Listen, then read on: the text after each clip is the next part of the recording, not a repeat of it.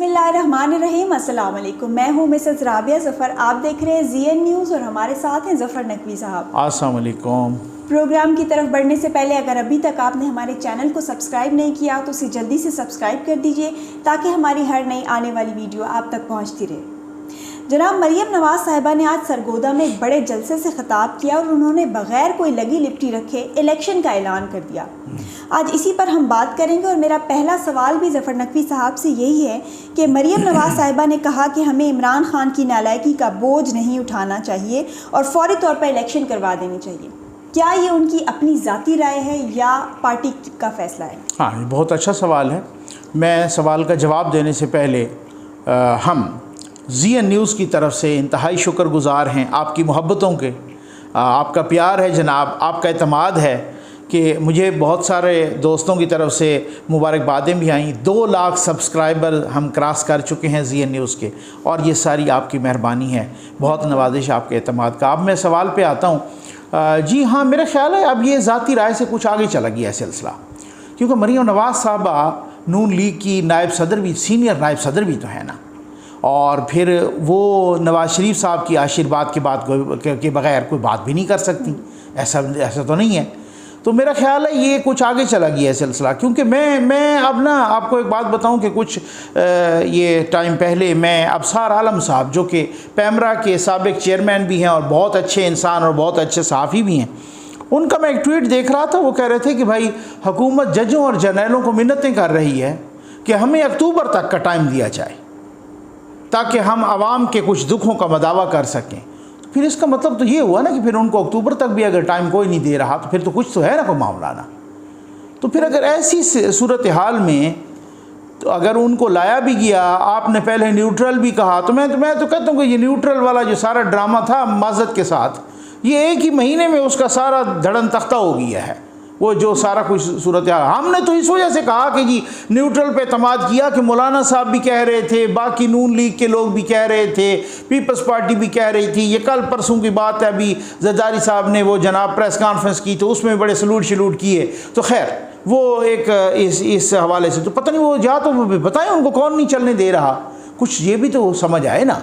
ये तो मैं उनके ट्वीट की एक बात कर रहा हूँ। मेरा ख्याल है अब वो अगर ऐसी सूरत हाल हो तो ये सुओ मोटो शोटो देखें। मतलब हालत तो ये है कि जो हुकूमत एक प्रोसिक्यूटर का ट्रांसफ़र नहीं कर सकती, वो IMF के पास जाए और मुज़ाकरात करे, वो कहें जाएं भाई अपना काम करें, आपके पास तो एक ट्रांसफ़र का अख्तियार नहीं है, आपको सुप्रीम कोर्ट अपना इस तरह से ख़राब कर रही है, तो आप मतलब मुज़ाकरात करेंगे तो इस चीज़ की क्या गारंटी है कि कल को आप जो है ना किसी चीज़ के बारे में उस पर पूरा उतरेंगे। तो ये बड़ी एक सितम ज़रीफ़ी है, मैं इस पर क्या कह सकता हूँ। अच्छा, अदम एतमाद के बाद से हम सुन रहे थे कि इमरान खान साहब के पास अमरीकी साजिश का बयानिया था और हुकूमत या नून लीग के पास कोई बयानिया नहीं था, लेकिन आज मरियम नवाज़ शरीफ ने वो बयानिया दे दिया और वो बयानिया ये था कि नवाज़ शरीफ अपनी हुकूमत छोड़ देगा लेकिन गरीब पर बोझ नहीं डालेगा। हाँ, इस पर क्या कहेंगे? बिल्कुल ऐसा ही, और ये बहुत ही वंडरफुल, मैं समझता हूँ कि पावरफुल बयानिया है, बहुत ही पावरफुल इम्प्रेसिव किस्म का नैरेटिव है। नवाज़ शरीफ अपनी हुकूमत छोड़ देगा, गरीब पर बोझ नहीं डालेगा। और नवाज़ शरीफ कल को जब ये हुकूमत छोड़ दी तो कहेंगे नवाज़ शरीफ ने अपनी हुकूमत छोड़ दी लेकिन गरीब पर बोझ नहीं डालने दिया। बिल्कुल ज़बरदस्त किस्म का बयानिया है। मैं कुछ देर पहले देख रहा था उमर चीमा साहब, वो कह रहे थे कि बहुत ही अच्छे सहाफ़ी हैं उमर चीमा साहब, हमारे दोस्त हैं। तो वो कह रहे थे कि भाई मरियम, बिल्कुल इससे पहले मैंने भी यही ट्वीट किए इस तरह के, तो वो कह रहे थे कि मरियम नवाज़, ये नून लीग के पास इमरान खान का तोड़ सिर्फ मरियम नवाज़ है। ये तोड़ नहीं, मैं कहता हूँ इमरान खान साहब के बयानिए की तबाही है मरियम नवाज़। घबराना बिल्कुल इनको नहीं चाहिए, बिल्कुल वही है कि जनाब वो बिल्कुल इसी तरह से है कि ये वो 4 जलसे उन्होंने किए ना पंजाब। अब आप देख रहे हैं ना कि उन्होंने सरगोदा का जलसा किया, वो इससे पहले उन्होंने जलसा कहाँ पर वो किया था, ये और भी 3-4 जलसे किए, ज़बरदस्त किस्म के जलसे किए उन्होंने। उन्होंने वो जलसे किए हैं। हाँ बिल्कुल, वहाँ भी जलसा किया उन्होंने, और उसके बाद ये पंजाब में भी किए। तो जलसे इमरान खान साहब से कहीं ज़्यादा उनके जलसे हो रहे हैं। हालांकि वो तो बड़ी नौसरबाजी करते हैं, वो तो बड़ी एडिटिंग करते हैं। इन्होंने तो कभी एडिटिंग नहीं की, ना किसी मीडिया को रोका है। सारे चैनल भी उधर ही होते हैं और सारे लोग भी उधर ही होते हैं, देखने वाले होते हैं। तो वो तो कोई किसी किस्म की एडिटिंग ना, तो लाइटों का मुंह आसमान की तरफ किया है कि जनाब वहाँ जो खाली जगह हो वो नज़र ना आए, ऐसी कोई नौसरबाजियाँ ये नहीं करते। तो वो सबको नज़र आ रहा है, वो बहुत बड़े बड़े जलसे थे। तो वो मैं समझ, हाँ वो जो गुजरात वाला जलसा था वो बहुत ज़बरदस्त जलसा था। इस तरह से सरगोदा वाला भी हमारे अपने जो है ना दोस्त हैं शाहनवाज, मोहसिन शाहनवाज रांझा साहब ने आज कमाल कर दिया भाई, बहुत वंडरफुल जलसा था। तो नो डाउट ये बयानिया जो मरीम नवाज़ साहबा ने बनाया है ज़बरदस्त किस्म का बयानिया है। अच्छा, मैं अपने अगले सवाल पर आने से पहले आपको इमरान खान साहब के कल के जलसे का एक क्लिप सुनवाती हूँ। अच्छा। और आज मरीम नवाज़ साहिबा ने उसका जवाब दिया है। एक दफा वो अमेरिकी एम्बेसी से खातून आई, मरियम ने उसको अपने घर बुलाया, उसको गाड़ी से दरवाजा खोल के अंदर लाई, और जिस तरह वो चल रही थी उस अमेरिकी एम्बेसी की खातून से सिर्फ एक ही कसर रह गई थी कि वो उसके सामने लेट गई और कहे मेरे ऊपर से चल के जाओ ताकि जूते ना गिर। अब ये देख लें, आप अंदाज़ा कीजिए, कोई ज़बान का पास नहीं भाई। ये हमारी बदकिस्मती है कि आपको सेलेक्टर्स ने बिठाया हमारे ऊपर और उन्होंने ही हमारे ऊपर मुसल्लत किया। लेकिन आप बैठे तो सही, आप वज़ीर आज़म तो बने, आप वज़ीर आज़म की कुर्सी पे तो बैठे। उस ओहदे का लिहाज कर लीजिए कि आपको इतनी भी, मैं माज़रत के साथ कहूँगा कि तमीज़ और तहज़ीब नहीं रह गई कि किसी खातून के बारे में एक ही कसर रह गई थी कि मरियम नवाज़ उसके सामने लेट जाती और वो कहती कि मेरे ऊपर से गुज़र के चली जाओ। ये क्या ज़बान है, ये क्या तहज़ीब है।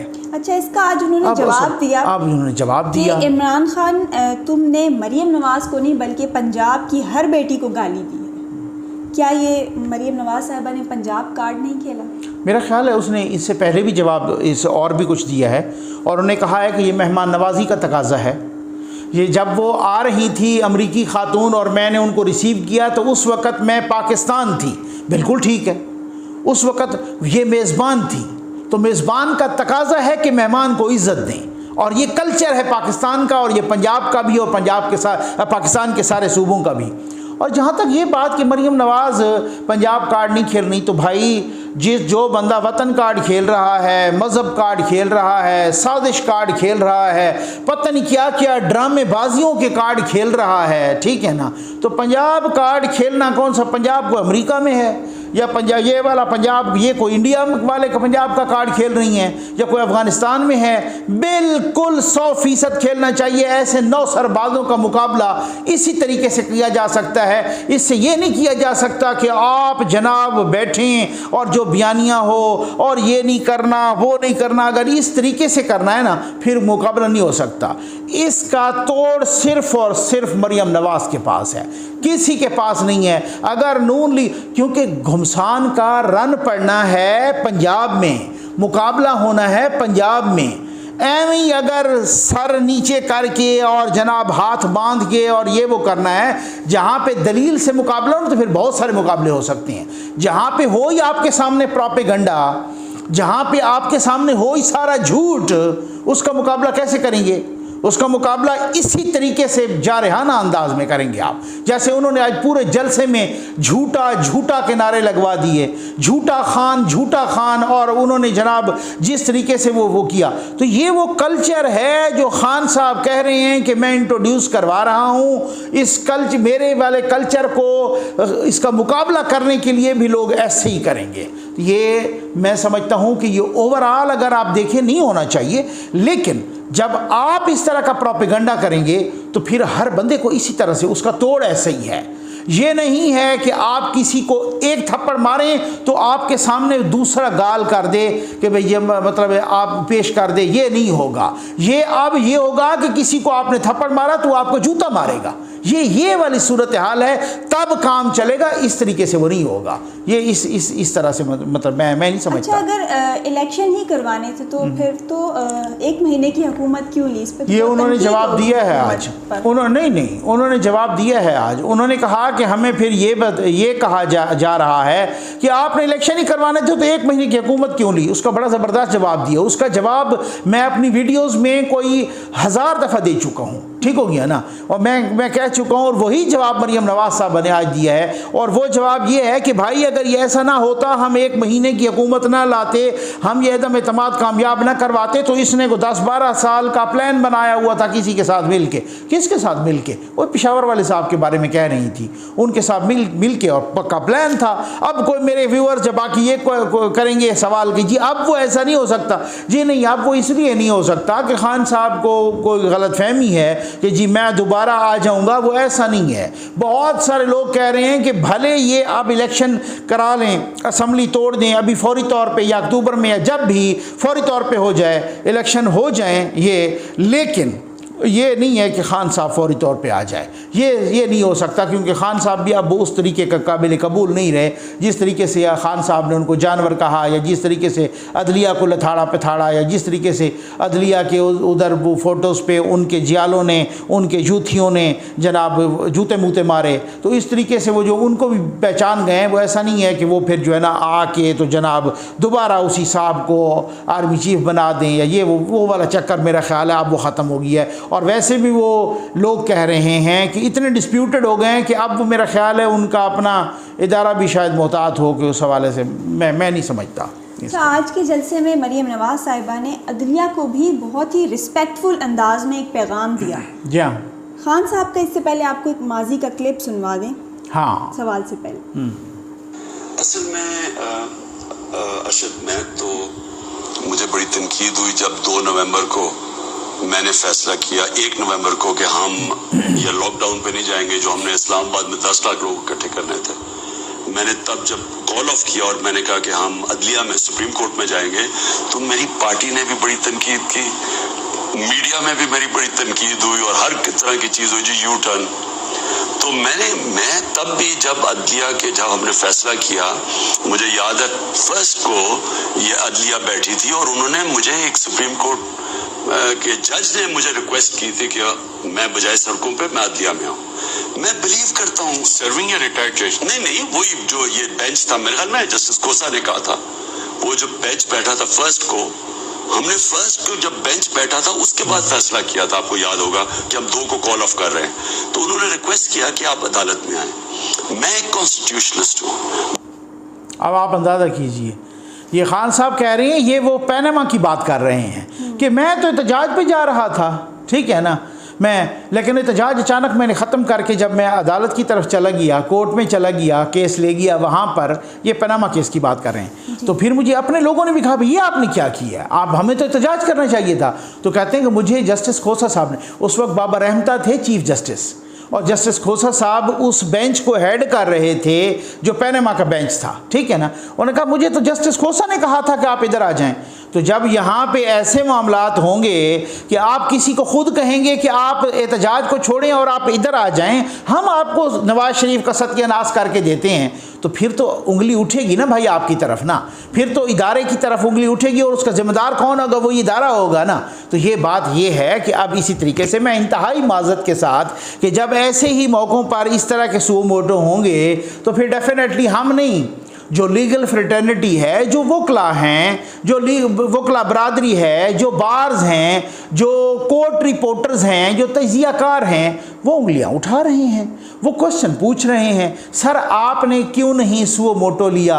जब उस आज मरियम नवाज साहबा ने भी कहा है कि जो आपने क्वेश्चन भी किया अदलिया कि आपने उस वक़्त क्यों नहीं माई लॉर्ड सुओ मोटो लिया, कि जब ये बशीर मेमन ने बहुत सारे इल्ज़ामात लगाए थे, जब शहजाद अकबर जिस तरीके से असरअंदाज हो रहा था, उस वक़्त क्यों नहीं सुओ मोटो लिया। और साथ ही मुअद्दिबाना अल्फाज में कहा कि आप इमरान खान की खातिर इंसाफ का तराजू झुकने न दें, बस मेरा ख्याल है ये बहुत बड़ा पैगाम था।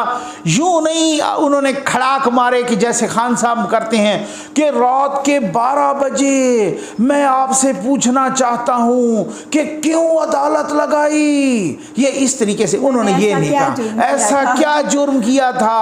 आपने जुर्म नहीं, आपने महाजुर्म किया था, आपने आईन तोड़ा था, आपने आईन शिकनी की थी। असल में बात ये है आपने ये किया था। ये बस इतनी सी कल बात के है। जलसे में इमरान खान साहब ने बड़ी अजीब सी बात की कि मेरे लॉन्ग मार्च में फ़ौज की फैमिलीज़ भी आएंगी। जी हाँ, तो क्या इस पर ISPR की तरफ से कोई वजाहत नहीं आनी चाहिए? जी बिल्कुल आनी चाहिए।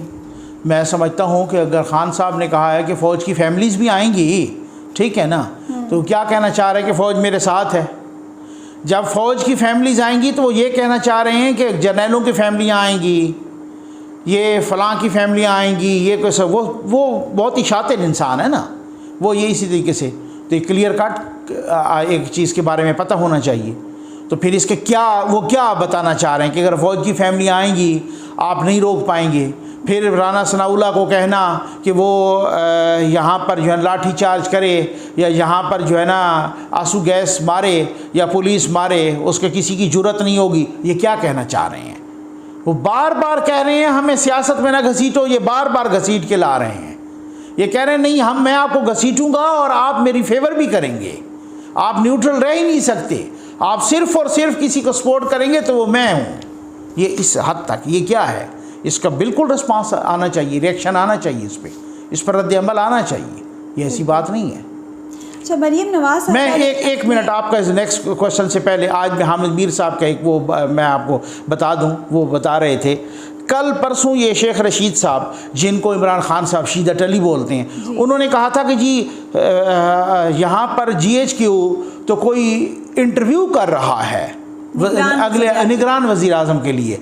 तो हामिद मीर साहब ने आज उनके रेफरेंस से कहा है कि हम तो कोई इंटरव्यू नहीं कर रहे। फिर ISPR का भी रिएक्शन आ गया है। उन्होंने कहा तो ये रिएक्शन आने से पहले आप ऐसा क्यों नहीं करते कि उस बंदे को जो आपका खाम खा का मुफ्त का तर्जमान बना हुआ है, आप उसको शट अप कॉल क्यों नहीं देते? आप उसको क्यों नहीं कहते कि हमारे रेफरेंस से अगर आपने आइंदा के लिए कोई बात की तो हम आपको वो तवाज़ो करेंगे, जूतों से तवाज़ो करेंगे। इस तरीके से आप उनको शट अप कॉल क्यों नहीं देते?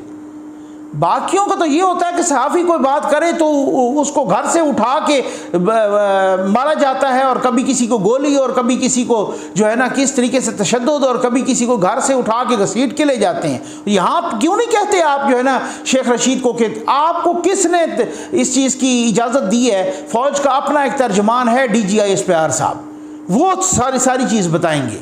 आप क्यों हमारे तर्जुमान बन के तो इस तरीके से कहती हैं, बजाय इसके कि बाद में वो वजाहत पेश करना पड़े तो उनको आप चुप करवाएं, आप शटअप कॉल दें। ये क्या तरीकाकार है कि इस तरीके से मतलब वो पहले भी कहते रहते हैं कि जनाब वो उनके तवस्सुस से 10 बातें बता देते हैं और होती झूठ हैं, और वो झूठ होती हैं तो वो झूठ का उसका इलाज किया जाए। फिर जी अजीब बात है। तो उसमें तो मरियम नवाज साहिबा ने अपने आज के जलसे में ARY की भी ऐसी की तैसी फेर दी। हाँ, ये जो उन्होंने फैक्ट्स एंड फिगर्स दिए हैं, क्या उनके पास इसका कोई सबूत है? डेफिनेटली होगा। मैं कहता हूँ ARY की भी और सलमान इकबाल की, उन्होंने कहा है कि 40 अरब रुपए का फ़ायदा दिया है। ऐसे तो नहीं वो उछल रहे, आपको नहीं पता कि पिछली हुकूमत ने, इमरान खान ने ARY को फ़ायदा दिया है। और साजेब के पता नहीं राउंड अबाउट कोई 8-10 के कितने 12 अरब का कितना कह रही थी कि उन्होंने उसका टैक्स माफ़ किया है। बिल्कुल ऐसे ही है।